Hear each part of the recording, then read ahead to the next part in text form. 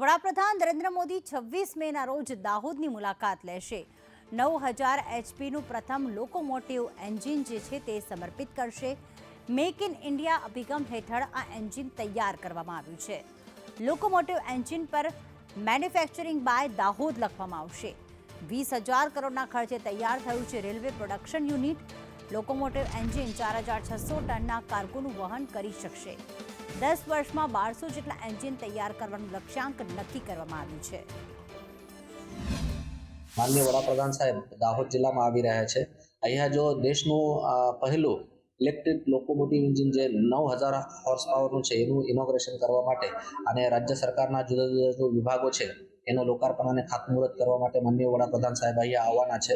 લગભગ 25,000 કરોડ રૂપિયાના કામો જો છે એનું લોકાર્પણ અને ખાતમુહૂર્ત અહીંયાથી થશે। આપણા અહીંયા પણ 1 લાખથી વધારે લોકો જો છે માનનીય વડાપ્રધાન સાહેબને સાંભળવા માટે, નિહાળવા માટે અને અભિનંદન પાઠવવા માટે અહીંયા આવવાના છે।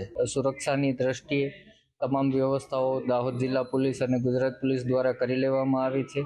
આ બંદોબસ્તમાં 8 એસપી, 30 ડીવાયએસપી, 90 જેટલા પીઆઈઓ અને 225 જેટલા પીએસઆઈઓ અને આશરે 2,000 થી 2,500 જેટલા સુરક્ષા કર્મીઓ આ બંદોબસ્તમાં ફરજ બજાવવાની રહેશે।